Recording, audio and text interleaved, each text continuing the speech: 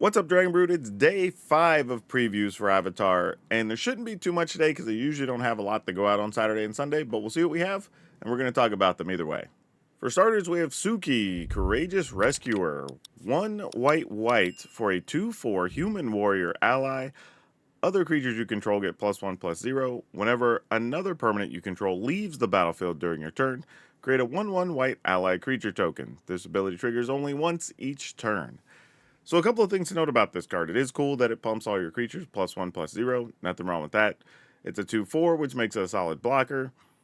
Now, this is the type of card that appears you want to be playing it in some type of blink deck or something to do with air bending, so you can remove stuff and replay it. And each time you do that, you get an ally token. So also possibly in an ally deck, or maybe you're playing an ally deck that wants to do some air bending. Don't really know.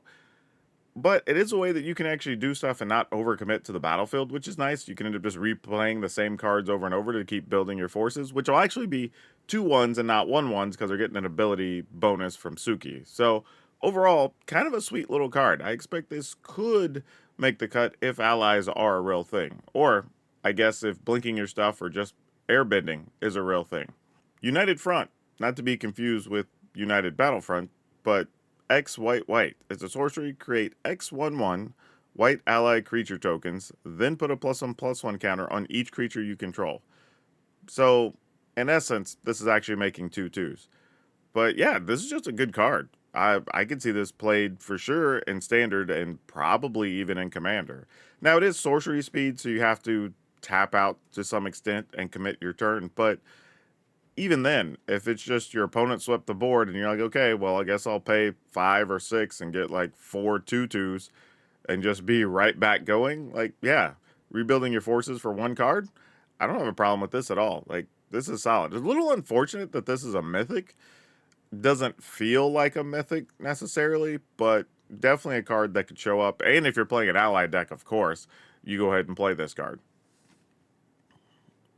The Spirit Oasis, 2 and a blue for a legendary shrine. So this is the second shrine I think we've seen so far, maybe the third. When the Spirit Oasis enters, draw a card for each shrine you control. Whenever another shrine you control enters, draw a card. So yeah, this is just another piece for the shrine deck. I mean, it draws a card. Yeah. So it's weird because a lot of the other shrines like do something active, at least the older shrines that we played with. This one kind of doesn't do much. I mean, don't get me wrong, drawing cards is something, but after that, it kind of just sits and waits for you to play another shrine. So I don't know how I feel about that, but if you're doing the shrine thing, you obviously play this because it's drawing cards to make sure you can find the other shrines. One of the things I'd be curious about is I don't think we've seen the payoff for these yet. So if there is one, like, is there a big shrine that gets you some bonus, or if you own so many shrines, you win the game? Like, nothing of that sort that I can remember seeing yet. So we'll see where this leads. Spirit Water Revival. 1 blue for a sorcery. As an additional cost to cast this spell, you may water bend 6. That's kind of a lot, but you get to tap artifacts or creatures. Draw 2 cards. If this spell's additional cost was paid, instead shuffle your graveyard into your library. Draw 7, and you have no maximum hand size for the rest of the game. Exile Spirit Water Revival. I don't know how I feel about this. Like, we've had versions of this. Feels like once every other year they make something like this card or something similar. And they don't really see that much play. I mean, even in Commander, where you want redundancy, I feel like there's already enough of these that the decks who want them, like, let's say Nekusar or something like that. Well, not even that, because this is just you draw. This isn't even your opponent's all draw. So this isn't even reset like everything else. So yeah, I don't know what deck wants. I mean, it's a powerful ability. Don't get me wrong. I mean, if nothing else, you just draw 2 cards for 3 mana. That's just normal. And then later in the game, you're like, okay, well, I have this excess land or these other artifacts or whatever. I tap it, and now I get to shuffle up and draw 7.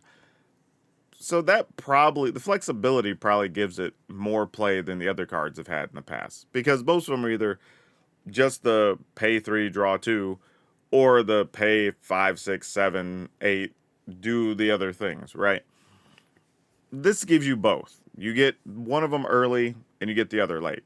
I think that differentiation is going to be the reason this could get played in some decks. Because I could see a world where some of the control decks just find it fine to just say, all right, I'm going to just draw 2, pass a turn, right? But late in the game, be able to say, all right, well, let me go ahead and get a fresh hand of 7 and still have possibly 3 or 4 mana up, if you're at the right stages of the game. So who knows?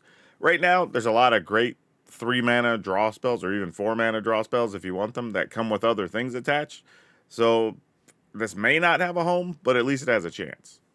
My jaded edge. My jaded edge. That's actually kind of funny. That's a full sentence, or at least a phrase. Anyway, 1 and a red for a 1/3 human noble. It does have prowess. Has exhaust of 3. Put a double strike counter on my. Or I guess it could be. Yeah, it should be my. Anyway, this is a more than reasonable card. I think the issue here is where do all these cards fit in the prowess type decks, right? Because we've seen a couple of others already in this set. But when you start introducing the concept of firebending, where you can play more spells with lower mana investment, then maybe these become even more powerful. Now, being able to put a double strike token on it late is kind of nice. So if you get it, on turn 5, turn 6, whatever, after a sweeper, you're like, you know what? I'm just going to put a double strike counter on it so I can just still try to finish with this one card. And I think that's actually pretty cool. Neat differentiation. It is only an uncommon, so it's about the power level you would expect it to be. And it's an interesting card. I just don't know exactly what we're doing with it yet. Iroh, Tea Master. 1 red, white for a 2/2 human citizen ally. When Iroh enters, create a food.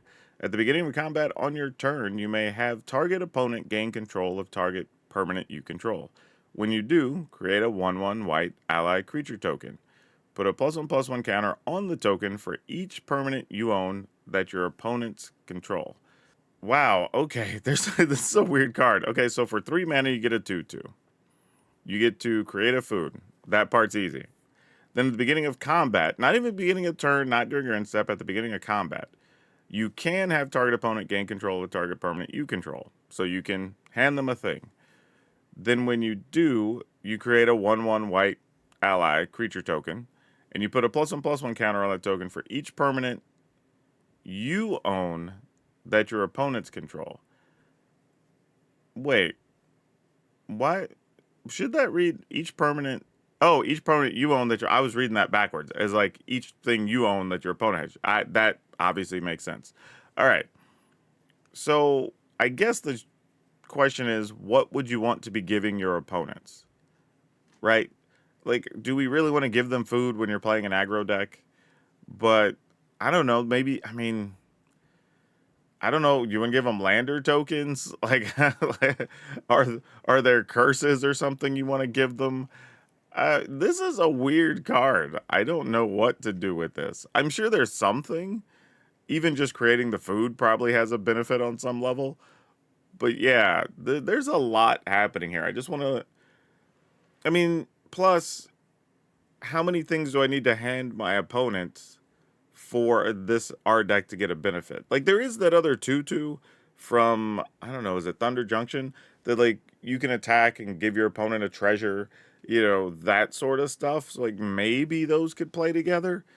But yeah, I don't know. This feels like a little too much going on to be consistent, or at least to overcome the downside of giving your opponent benefits. Foggy Swamp Spirit Keeper. 1 blue black for a 2/4 human ally druid. It does have lifelink.